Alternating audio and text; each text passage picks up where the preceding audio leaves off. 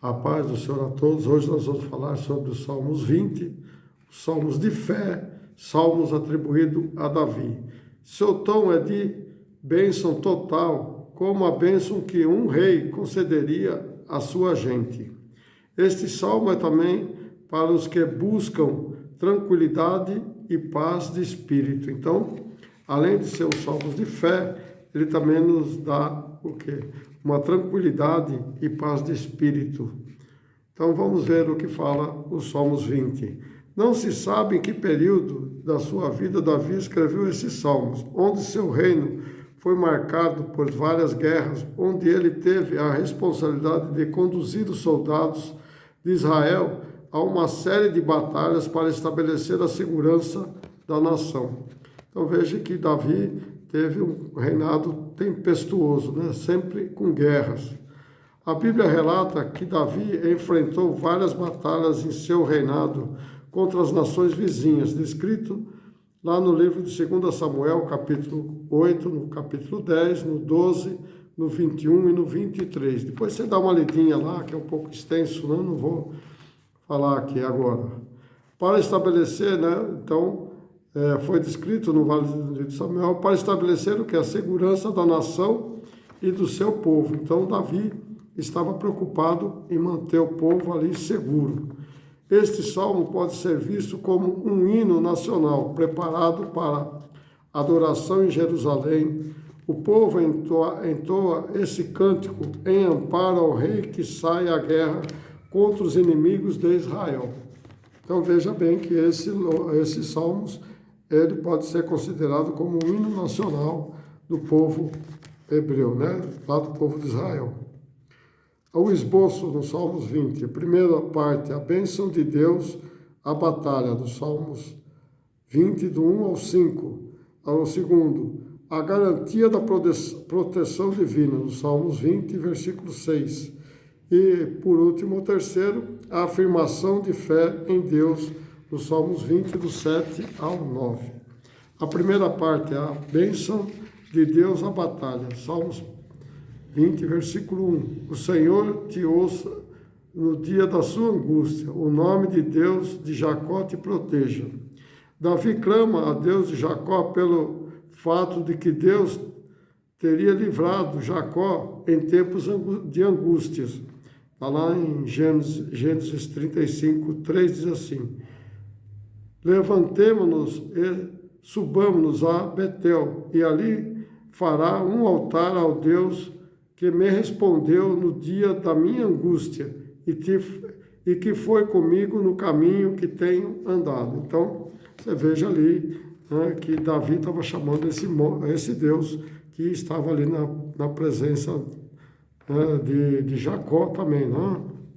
No Salmos 20, versículo 2 diz assim: envia-te socorro desde o seu santuário e te sustenha desde Sião. No 3, levanta-se de todas as suas ofertas e aceite os seus holocaustos. No 4, conceda-te conforme o teu coração e cumpre todos os seus desígnios. No 5, nós nos alegremo-nos pela sua salvação, e em seu nome, Deus, arvoremos pendões, santifica-nos, ó Senhor, todas as suas petições. Então, o santuário, o que significa santuário? Acreditava-se que o auxílio divino provinha do templo de Israel. Na verdade, porém, da morada celestial de Deus. Na verdade, provém da morada celestial de Deus, o qual o santuário terrestre simbolizava. Então você vê que ali Jerusalém representa a glória de Deus na terra. Então ali, por isso que se fazia o santuário, eles iam fazer as orações ali. Teus holocaustos, soldados prestes a ir para a guerra, teriam realizado os sacrifícios necessários à confissão de pecados. No contexto imediato, a salvação é utilizada para descrever o livramento diário dos rigores da batalha e da vitória sobre os inimigos. Então, veja bem, Então ali os soldados, eles faziam confissão dos seus pecados para que Deus pudesse garantir a vitória, né? Para garantir a vitória na batalha. Hoje, a libertação que o Senhor nos concede de nossos problemas espirituais merece o mesmo tipo de louvor. Então, nós temos que estar sempre aí pedindo, né, fazendo uma confissão dos pecados para Deus nos livrar dos problemas espirituais, né? Das coisas que o diabo nos põe as setas, né? Joga setas nas nossas vidas para que podemos desanimar. Então, estar sempre aí, é uma batalha. A batalha espiritual, ela nunca termina, ela só termina quando Jesus vir buscar a igreja, e sim, nós não teremos mais que batalhar mais pelas nossas vidas. Hoje vivemos num mundo governado por leis reveladas diretamente por Deus, onde todas as nações ainda estão sujeitas ao domínio de Deus. Então, todas as leis de todo mundo geralmente são baseadas na Bíblia, tá?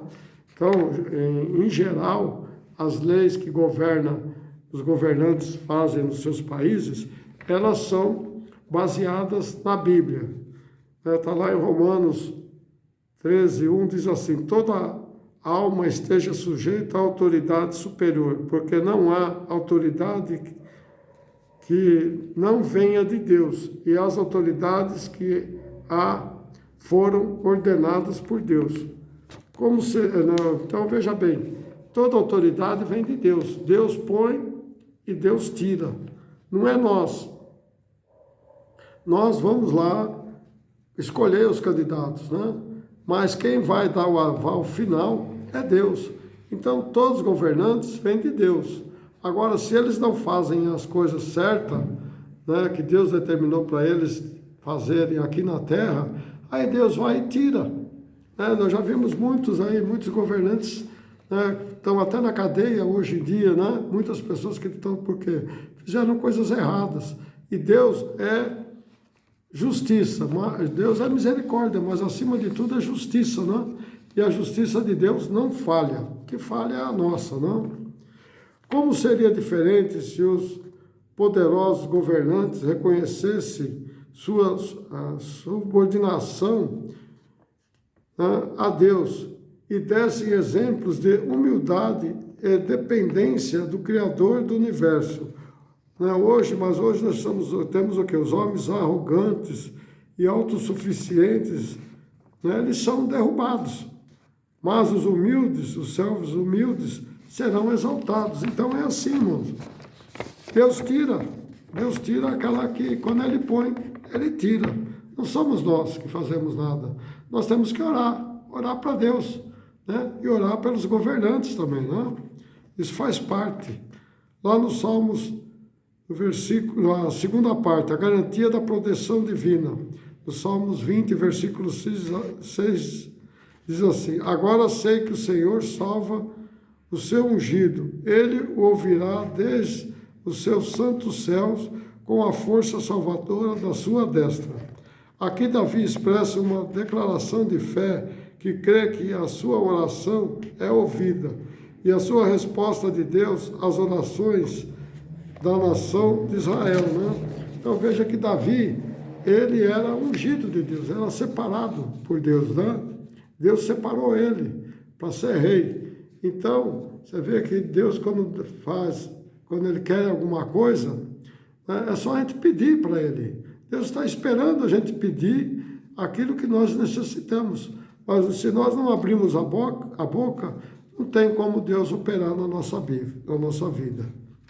Terceira parte e última, a afirmação de fé em Deus. No Salmos 20, versículo 7, diz assim: uns confiam em carros e outros em cavalos, mas nós faremos menção do nome do Senhor nosso Deus. Carros e cavalos davam grandes vantagens nas guerras daquela época, mas o povo de Deus aprendeu a confiar no Senhor e não na força dos homens, né, mortais, e nem nas invenções que eles faziam. Então veja bem, nós temos que ter nossa força em Deus, né? Nós temos que nos apegar a Deus, Não adianta ficar indo atrás dessas coisas, essas mirabolantes aí que estão oferecendo aí no mundo. Não vai dar resultado nenhum para nós. Nós só vamos ter, vamos vencer quando nós confiarmos totalmente em Deus, como era o povo judeu, não? Nós temos que usar eles como exemplo. Deus responde às orações dos fiéis, olha lá. No Salmos 20, versículo 8, diz: uns encurvam-se e caem, mas nós nos levantamos e estamos em pé. Então veja bem, o inimigo vai cair sempre, sempre. Né? Eles vão se encurvar e cair. Mas nós não, nós estamos sempre em pé, porque nós estamos na presença de Deus. No 9, salva-nos, ó Senhor, ouça-nos, ó Rei, quando chamamos. Então, ouça, meu Rei, acima do rei Davi havia Deus, o Rei dos Reis. Além disso, um dia o Rei Jesus reinará sobre todas as nações do milênio. Então, nós temos que pedir salvação, é divina, a salvação é de Jesus Cristo, só venha por Ele que é a salvação. Não adianta nós ficarmos presos nas coisas terrenas, nós temos que estar livres das coisas terrenas, porque nós vamos para as espirituais, e nas espirituais, tudo que é terreno não vai ter mais lá. Então, nós temos que entender que esse é o Salmos de fé. E a fé vem por ouvir o que é a palavra, né? E a palavra é a palavra de Deus, a Bíblia. Então, nós temos que entender que Davi conhecia muito mais do que nós, né? Há 1000 anos antes de Cristo, né? E nós agora já estamos aí quase beirando 2000 anos depois que Cristo foi crucificado, né?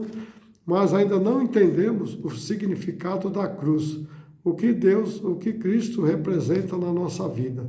Então vamos mudar o nosso jeito de andar, o nosso jeito de ser, e vamos ser uma pessoa temente a Deus e reta aos seus olhos, para que pudemos ir para a glória. Amém? Isso é o Salmos 20.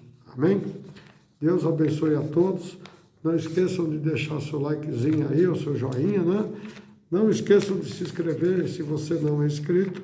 E compartilhe com seus amigos, porque tem muito mais coisas ainda para nós falarmos. E se você quiser ver as séries completas, vai no playlist do meu canal, que lá está dividido tudo pela série completa, né? Por tudo que eu já falei, já dividido nos seus assuntos que são pertinentes a eles mesmos, né? Que Deus abençoe a todos. Até uma próxima.